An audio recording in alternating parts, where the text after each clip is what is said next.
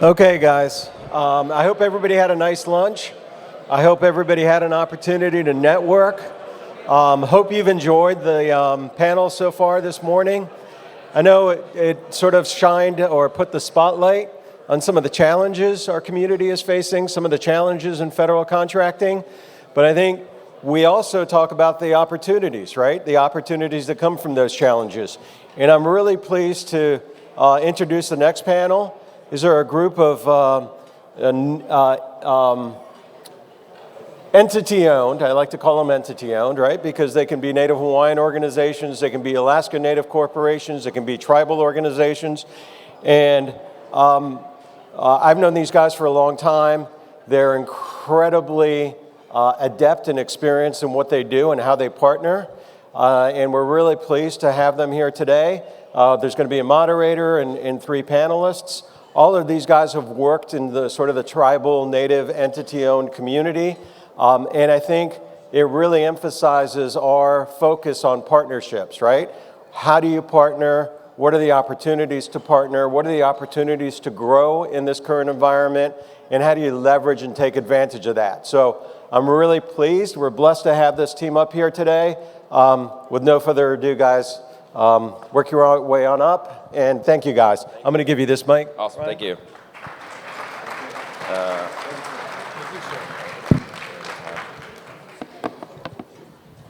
Hey, how are we doing?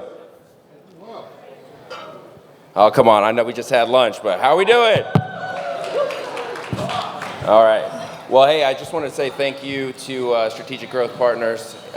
Definitely, what a wonderful turnout. This has been a great event so far. And I think I have the pleasure of giving the best session today, which is how to sole source an 8A contract. So without, well, actually, with a show of hands, how many of you guys have had the pleasure of being awarded a sole source contract or have gone through that process? All right, got a couple of you. And how many of you have no idea what I'm talking about? I'm just kidding. Okay, all right. Well, we have a great panel here for you today. I think that these guys are some of the best in the business when it comes to how to sole source an 8A contract, what the process is, and kind of what the secret sauce is. So I'm just going to start off with a few questions, but then I also want to leave some time for everybody to ask some questions that may be on your mind as well. So we'll just go ahead and just jump right into it. All right, so what is a sole source contract and what makes it an advantageous benefit for both the tribal 8As as well as the government to pursue? So in a nutshell, right, it's a FAR compliant strategy, acquisition strategy that the government is able to utilize to go to a single source, typically a tribal or an individual 8A. And Mike will get into thresholds and things like that. But what it does is it allows government and industry to come together and actually define what the government needs, why they need it. Is it enough, or do you need more? Do you need less?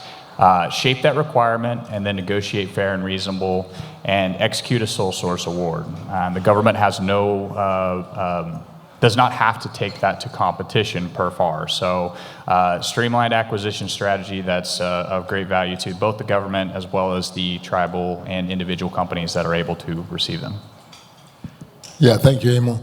So because you had such a large show of hands of all of you that have received sole source opportunities, I think that's fantastic.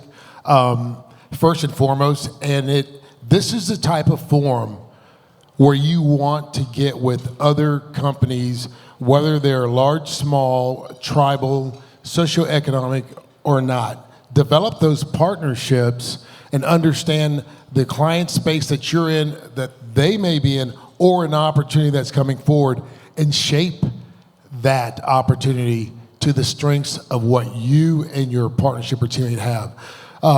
The sole source allows you not just to do that, but to work with that customer space and ensuring that they're getting the vendor, a preferred vendor, or a vendor who has a niche market expertise, whether it's a solution, whether it's a process, or just experience in delivering and meeting that requirement that they have. It also allows the government to actually negotiate with you for fair and practical rates and ensure the successful and technical outcome of what the requirement should be, and hopefully will be as you execute on that. So, I mean, these are just very simple examples, and it can go on and on. I think we'll drive more into that as we hear more questions back. But for those of you who have not been in a sole source process, this is something that it is very, very advantageous for yourself as well as for the government. It's a win-win. Thank you. I think the only thing I can add to what these guys said is, for us, I think it's an opportunity to team with our government clients.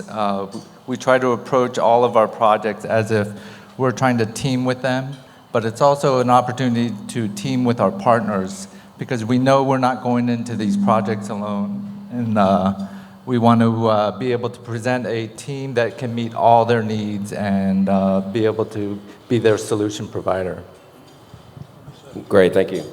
So for the process, especially with the new administration, what are you guys seeing as some of the challenges, and what is the overarching process that you would go through to attempt at either making the customer aware that there's a potential that this could be a sole source, or what is the conversation or line of communication that you guys have in order to, initiate that opportunity? So there's two processes here, right? There's a government-facing process and what SBA has defined, or what the FAR defines as how to sole source from the government side. And that process is, 7 steps basically. Mike, I'll let you spell out the government one, and I'll do the partner-facing one. How about that? Sure. So on the partner side, this is the how to sole source from the partner's perspective, right? Well, a lot of you that are here are trying to figure that question out. So I broke it down into 4 easy steps, and it's as easy as engage early, engage often, and preach.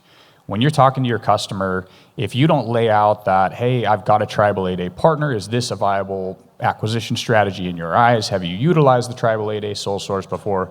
You don't know if you don't ask. And going through that process with them, there's a lot of times that they may not have used it before, and we are able to, as a team, Kaiva, Puyenpa, CNE, SGP, come to the table and help educate and empower, which is step 2. And that's where we really align with whether it's the program team or the contracting officer, lay out the FARs and the regulations that say why this is a legal and compliant strategy, and then work with the partner as well to be empowered to have that conversation and educate as well. From there, it's seal the deal, right? You move to the process that Mike's going to explain from there, and partner with the government agency, and ultimately your process is as easy as a conversation. And if you don't know, you don't know until you ask. So we try to always give the right tools for success to our partners, so that they are armed with the right knowledge, but also know that they have all of us as resources that can always come to the table and help support those conversations. So. Thank you, Emil. From a government perspective, the government starts out either, if it's a new requirement, then obviously there's a requirements gathering. That probably happens at the 8 shop, the acquisitions shop, or the procurement shop. That shop doesn't act independent and in a vacuum of its own recourse. What they do is they look at the requirements owner within a organization, directorate, and I don't want to get down into the level of detail going between FedCiv or DOD or IC. I just want to keep it high level. Government owner, stakeholder has a requirement. I want to get it filled. I go to my acquisitions or procurement shop. I put my requirement out there. I explain it to them. They take it in turn and they decide, okay, we're not saying it's at a sole source. It may be competitive. I'm just going to go very high level, and then I'll tell you how it can change from being a source is sought, a MRAS, as we say, just basically looking for sources, or an RFI, request for information. Requirements owner says this, they have this requirement, goes out to procurement shop, acquisition says, okay, let's start by putting it out. What's going to be the next code that this requirement would fall up under? In other words, what government next code would this sort of solution or technology fall within? They decide on the next code, they put it out. It goes out into a solicitation, and I'm saying a solicitation only from the perspective of whether it be an RFI, request for information, going out to industry. First, they've already decided on what that would be, whether it's going to be on a GSA mass schedule, whether it's going to be on a separate GWAC or IDIQ, i.e., if you're not familiar with those terms, I'm saying procurement vehicles, OASIS, CIOSP3, RS3. You choose one. There's so many aligned, and then there's the failed ones. But anyways, the point I'm trying to make is they put it out for solicitation. Initially, they want to go out and see, is this going to be something that small business can support? There's such a large push for small business and socioeconomic other set-asides, whether it be service disabled veteran-owned small business, veteran-owned small business, woman-owned small business, so forth and so on. Once that decision is made and they push it out, and they oftentimes, to get as much inclusion and exposure as they can get, they'll put it out on multiple IDIQs, multiple GWACs, which are procurement vehicles, and in multiple different socioeconomic categories, depending on size, depending on the type of next code utilized in technology. That will drive the categories of what is considered small and large businesses, as well as the separation of the socioeconomic groups. Once that happens, they get that response back from industry. It goes out, like I said, hits GSA, hits eBuys, choose one. If you are familiar with the government procurement and the procurement sites, sam.gov, eBuy, and so forth, then you'll see that solicitation come out. If it's in the IC community, it will be very limited in how they can respond, because it will come out on like the NSA, the ARC, or U.S. Cyber Command's very specialized intel community portals where only approved vendors will be able to respond. But that's another breakout session we can talk about later. Point being, once they have decided on what the requirement is, how they're going to post it out, whether it's going to be an RFI or a source is sought, they will put it out, give a response time anywhere from a week, 2 weeks, whatever that time frame may be. When they receive those responses back, oftentimes, depending on what that contracting shop or that procurement or acquisition shop is looking for, if they're trying to meet certain socioeconomic compliance credits, they will say, well, did we have enough women-owned small businesses? Do we have enough service-disabled, veteran-owned small businesses? Did we have enough tribal 8A businesses? Do we have enough ANCs? And can they do the job based upon their responses that we've received? Once that decision is made on how they want to ultimately put it out, if it's going to move forward in a formal RFP or an RFQ, then they'll put it out on whatever vehicles decided, with whatever sort of socioeconomic category was decided, and the next code that was decided. However, when they have a response back from a group or a single company or team that they see is so overwhelming, advantageous to themselves, they will reach out directly oftentimes and say, hey, we like this group, we like this company. Let's see if we can do a sole source. Oh, but let's do a competitive sole source, and they may choose 3 companies within that socioeconomic group. We've seen it lots of different ways. And then the government can decide, again, to the benefit and advantage of the government. Ultimately, it relies with them. If they see that they have 3 very strong candidates, or it could be 4. I mean, normally 3 is the minimum for procurement, or they can do a direct sole source. If you have a solution, a niche OEM proprietary owned IP that they want, they'll come to you directly.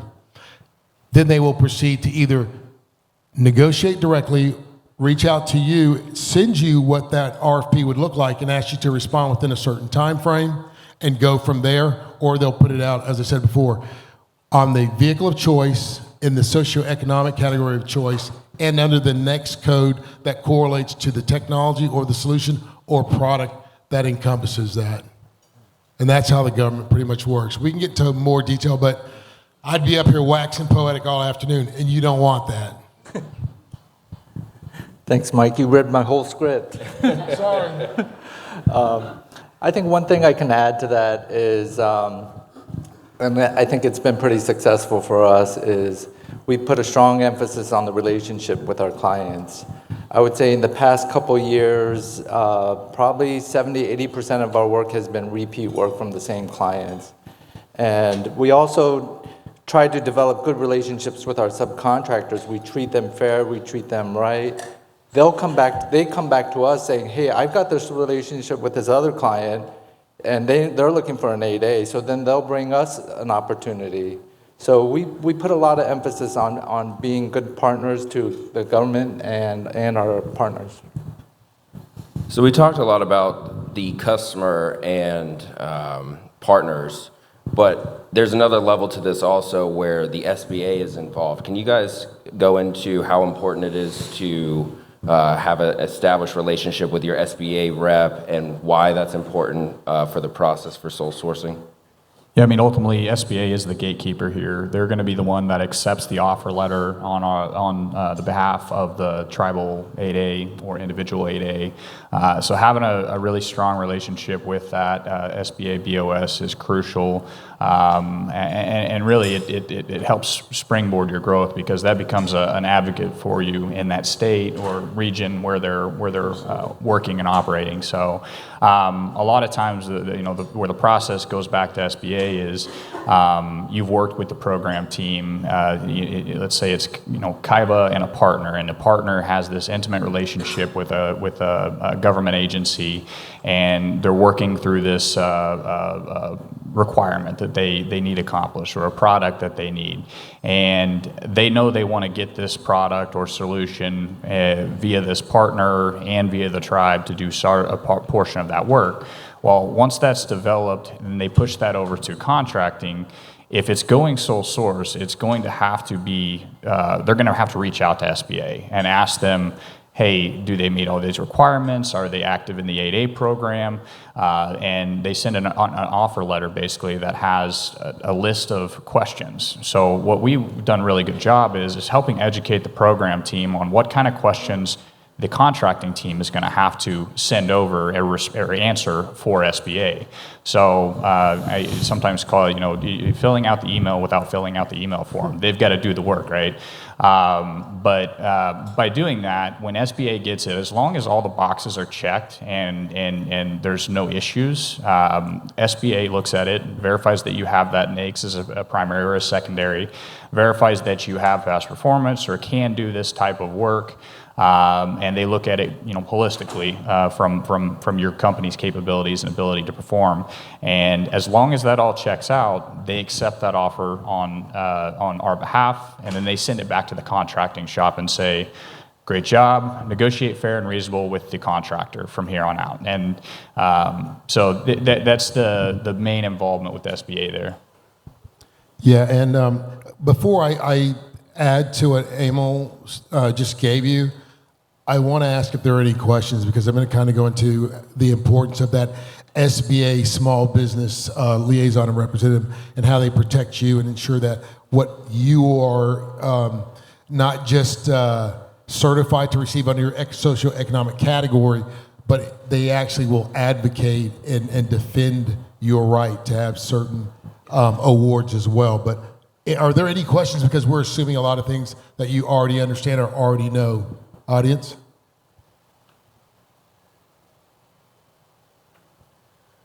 Yes, sir. I'm a retired programmer, but some of you already know that. And one of the things that I kept running into and trying to get to the employer was that contracting officers were under the impression that sole sourcing can only be done with 7 certain exceptions as defined by FAR. It's like they completely haven't read anything in a while. This is true. That happens quite often. And that everything that doesn't meet one of those 7 exceptions must be openly solicited. The problem with that, well, especially in my company, we're a manufacturer, and we talk about the people, oh, you're a machine shop. The reason why my company owners don't want to go to that direction, as they say, any garage with a metal leg heat. As a program manager, yes, when I got in all the proposals, first thing I would do is have my engineers evaluate it. Can these people actually do what they say? That's why a lot of times people think, well, I don't know if I want to put in a proposal because they've already got something in mind. Yes and no. When I have a need, first thing I do is to ask my engineers, can you identify some companies that can actually do this? Yes. Okay, let's throw a solicitation out there and get emails to those companies and let them know that the solicitation's out there. That doesn't mean that I didn't look at every proposal that came my way. But if I don't know in his machine shop, he's going to have a hard time going up there. So what he might try to do to compensate is put in a lower price. That might everybody in the butt later, because as he goes forward, he's going to run into problems where he's going to be asking for more money, or he's going to have to suck up the loss. That doesn't benefit anybody. And as a program manager, it irritating the heck out of me. She's not attacking you. Just take the mic. Am I not speaking loudly enough? I was For using us, my but what? DI voice. Hello. And that's frustrating. That's absolutely frustrating to be bound by those rules. Hello. And trying to get these people to understand that the FARs that they're looking at are old hat is what's killing a lot of the maintenance groups in trying to get supplies. Thank you, sir. So I'm going to go back to the earlier discussions. Very good question and very valid concern. If you heard earlier, both from John Shiraka speaking very briefly about it, to Joe, and then to Trevor Skelly, as they were explaining, they're often very old school contracting shops, or even newer contracting shops that are not familiar or do not have the level of experience and understanding on how to truly utilize the sole source mechanism and capability. And they think that by doing that and not having 3 quotes or 3 responses back, that they are not meeting the letter of compliance on the FAR. That is not true, as you have so frustratingly expressed and understand. And that's unfortunate, but it does happen. And it kind of segues back to the statement I was making earlier, and often, as well as the Emil making it, often you see people don't understand that your SBA rep is not there to be just an acceptor of the offer letter that comes when you are shaping and expecting an award that you work to win to meet a customer's requirements, working with that government customer. They are also there to support you in things of this nature, where they can advocate for you, where they can have the SBA rep speaking government to government. So you don't have to inject yourself, sir, and seem as if you are that contractor who's angry and only looking for your own win and self-gain. So very good question.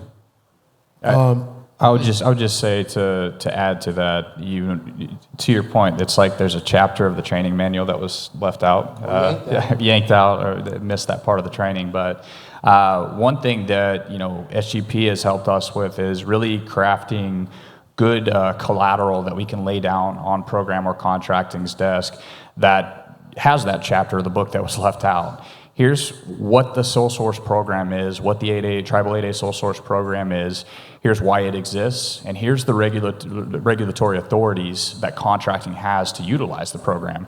Here's why it's $25 million threshold in FedCiv, $100 million threshold in DOD, with no justification and approval required, no protest, and here's the FARs and DFARs to back it up. And then at the bottom of the sheet, it's got the easy step-by-step process so that government agency now has all of the information the legality of it and why they're not going to lose their warrant if they utilize this as an acquisition strategy.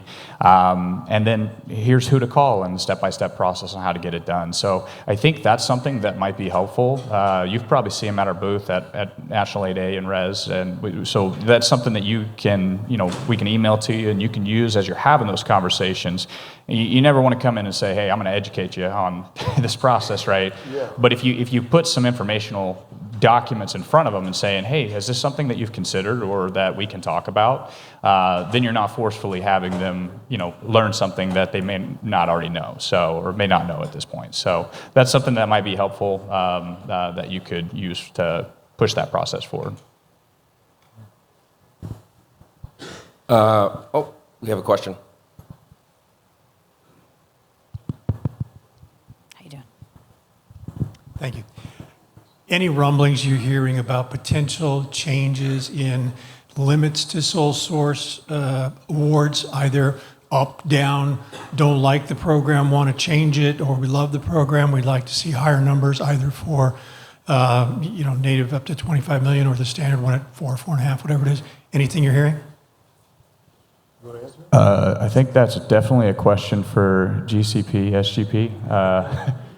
Trevor, do you want us to go there? Trevor, tell me if I'm off base here, but I believe there are talks of raising the thresholds to 150 million for DoD and 40 or 45 million for FedCiv. I don't know where Trevor's at. Trevor, bring your head up. Go ahead. Raise your hand. Oh, there. Yeah, that's an excellent question because this is the chatter out there across the industry right now. But not officially approved yet. This is something that's been submitted and been talked about, but we'll see what happens, right? There's a lot of change happening right now, so but we'd like to see those move up, obviously. I think it would be great and very helpful for indigenous communities, so. All right, so we have 5 minutes. So I want to actually take some time to do questions. Any of you guys have any questions, please raise your hand and she will come around with the mic. Did you have a question? This is Ronald Drawn, Supply Chain Management. Oftentimes, I respond to sources sought and submit a letter requesting sole source. And the response will come back, well, we've already decided to go small business. They shut off the conversation. So how can I get around that? Thank you, Ronald, for the question. Ronald, you can't get around that. I hate to say that. The reality of it is when they are going out, whether it's MRAS, as I said, market research, or it's a sources sought or an RFI, that is the acquisition or the procurement shop putting out the solicitation or that request. They're trying to understand what is going to be their most advantageous solicitation or contract vehicle and approach, and what will that acquisition strategy require, and what will they utilize. When you say, hey, you can directly sole source it to me, and they've already decided on a different socioeconomic category, again, to the benefit of the government, there is no recourse because they have broken nothing in the FAR, literally. I mean, they are in compliance. So other than keeping that conversation going, trying to stay out in front of it, as we always say, keep it off the street before it goes out for any sort of market research or sources sought, that's pretty much the only way.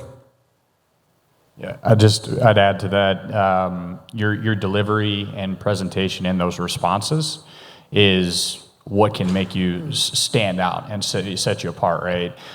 For us, Kaiva is owned by the Shivwits Band of Paiutes, and every single contract we do, the partner, the government agency, the customer, everybody that's involved, they're part of the impact that is happening in our community and for our tribe. So that's something we like to highlight every time we do a source sought notice is, number one, we're tribal 8A. Number two, here's the sole source process document. Here's why this is legal. Here's how to do it. And here's the impact that this deal will have on our community. So I think highlighting those things and making yourself really stand out in those responses is vital to getting those things pulled out of small business and into an 8A situation. So, One thing I can add also, when you're going after sole source, there's not one formula, and you're wearing this belt with all these tools to go after a sole source, and source aside happens to be one of those. And unfortunately, that's one of those in our experience. You send out the sources sought, and I'm sure a lot of people have experienced it, and you just don't hear anything. It kind of goes into a black box. But we've had experience where we send the sources sought for a fire protection project, and maybe 6 months later, they came back to us to build out a skiff. And it was primarily because they liked the experience that we presented in our sources sought. So even though it feels like you're not going to get much traction with the sources sought, there's things going on in the background that you may not know about that could lead to a job. But be open to many different ways you got to go after those sources sought or sole sources, because every agency is different. There's all these different personalities, people, their own interpretations. So you just have to be ready to just put out all the tools and go after what you can. last thing I'll add, it's also a volume thing, right? If you see a source of sought and you in-house can perform the functions that the government is looking for, or you and a partner can do that and stay FAR compliant with WorkShare, respond. Respond to any and all of those source of soughts, because every time you do, it's an opportunity to get your company's name out there. For our partner responses, we like to make sure that our partner is named inside of that response as well, and we highlight their company info and bio capabilities, so that whenever we jointly submit, it's not just Kaiva that's submitting, it's Kaiva and the partner, because sometimes the government wants to also continue to work with that partner. So, we honor partnership through and through. So that's one way that we're able to do that, and both companies are able to get their name out there. So if you have an opportunity and you believe that we as a team can meet it, call me and we'll submit that source of sought. And Robert, follow up like the way you're doing. Just like you said, just keep following up with that organization, that contracting officer. Once you've already started that dialogue, because they know you're interested, the next opportunity that comes up, it may not be the exact solution, but it could be something that is similar or tangential, and you develop a rapport with them that way. So continue to follow up. All right, I think that's all we have time for, but these guys will be around for any further questions. Thank you to the panelists. You guys did a great job, and thank you.